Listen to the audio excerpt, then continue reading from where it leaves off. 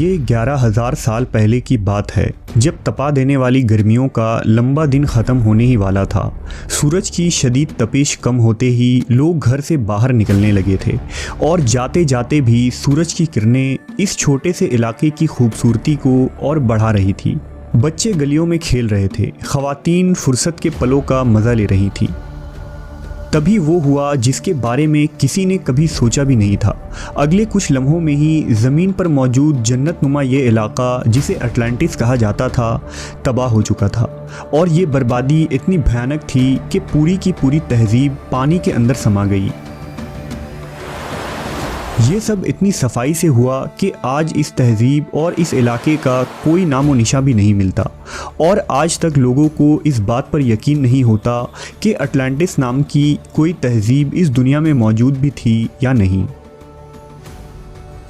Atlantis तहज़ीब कहाँ आबाद थी? अटलांटिस में आबाद लोग खुद को देवता क्यों करार देते थे?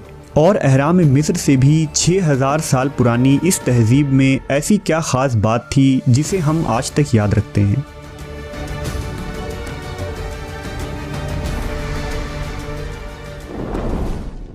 The lost city of Atlantis एक ऐसा बदनसीब शहर था जो अपने दौर से बहुत ज़्यादा जदीद और तरक्की याफ्ता था।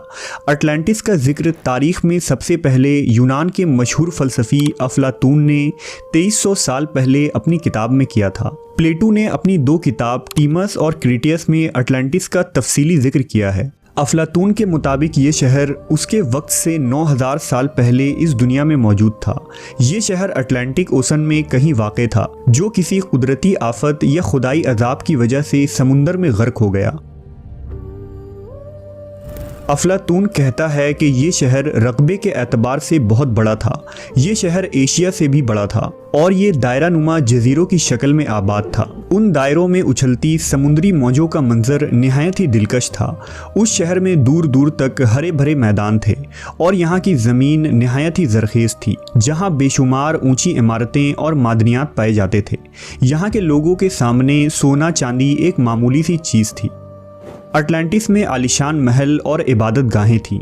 अगर उन तामीरात के आगे अहराम मिस्र, दीवार चीन, ताज महल या बुर्ज खलीफा की बात करें तो ये भी अटलांटिस के आर्किटेक्चर की बराबरी नहीं कर सकते।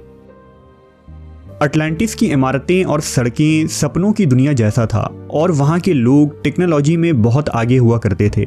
प्लेटो ने यह भी लिखा है कि अटलांटिस के लोगों में माफूकुल फितरी और जादुई ताकत हुआ करती थी, जिसके वजह से वो लोग खुद को देवताओं से कम नहीं समझते थे।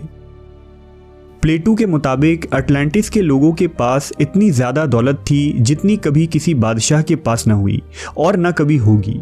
अटलांटिस जिस जजीरे पर आबाद था, वहाँ कुदरती माहौल और इकोसिस्टम निहायत ही बेमिसाल थी, जिसमें एक परफेक्ट बैलेंस बना हुआ था। कोई किसी के ऊपर हावी नहीं होता था। यहाँ बेशुमार चरिंद परिंद थे और फलों के बड़े बड़े बागीचे थे। शहर का इंतज़ामिया और सियासत भी निहायत ही आला थी। अटलांटिस की जदीद तरक्की के मुतालिक माहरीन ने लिखा है कि इस कौम ने वज़नी चट्टान के ज़रिया ऊंची इमारतों को बनाने के अलावा शीशे से तवानाई हासिल करने का तरीका भी ईजाद किया था, जबकि उनकी तजारती बहरी जहाज़ सारी दुनिया में जाती थी। कहा जाता है कि अटलांटिस के लोगों को कायनात के बारे में हमसे ज़्यादा इल्म था। उनके पास खेती बाड़ी के भी नित नए तरीके और तकनीक थे, जिससे वो लोग बड़े पैमाने पर अनाज उगाया करते थे। प्लेटो ने अटलांटिस में देवता के बने एक अजीम मूर्ति का भी जिक्र किया है, जो खालिस सोने का बना था और जिसे समुंदर के देवता के तौर पर पूजा जाता था।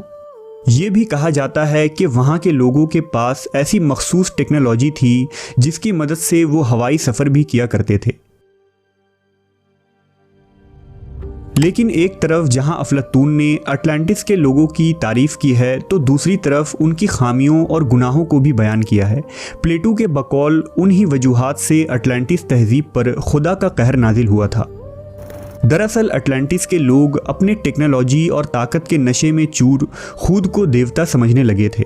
उन्होंने अपने इलाके को मज़ीद ताकतवर बनाने की ख्वाहिश में दूसरे इलाकों पर हमला करना शुरू कर दिया और बेशुमार मासूम शहरियों का कत्ले आम किया। वो सिवाय एथेंस के तमाम यूरोप और मगरबी ममालिक पर कब्जा कर चुके थे।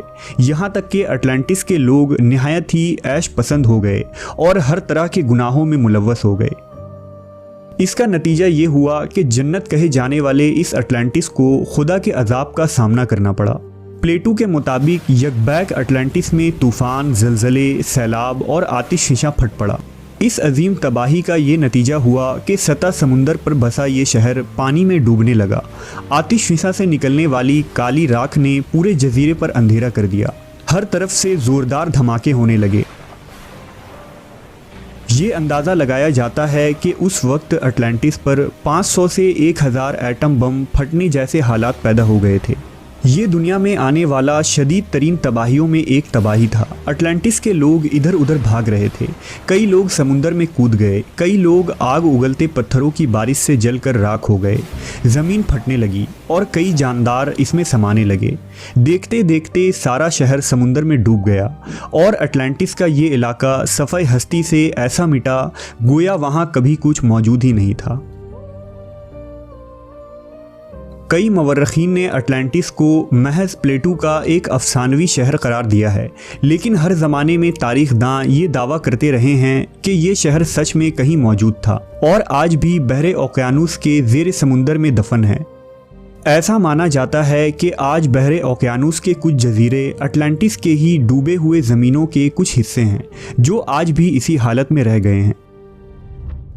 अटलांटिस को समुंदर में तलाश करने के लिए एक्सपर्ट्स ने जापान के युनागुनी आइलैंड के करीब एक जांच किया। समुंदर के गहराइयों में डाइव करने पर देखा गया कि यहाँ पहाड़ नुमा सीढ़ी के स्ट्रक्चर मौजूद थे।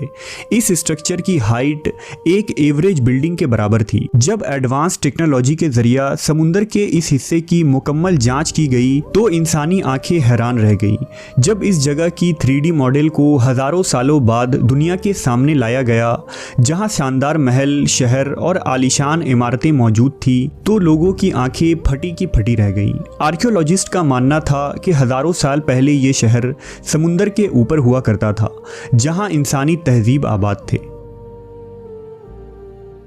रूहानियत और इस्लाम में अगर हम अटलांटिस के मुतालिक जानने की कोशिश करें तो मुख्तलिफ नज़रियात पाए जाते हैं।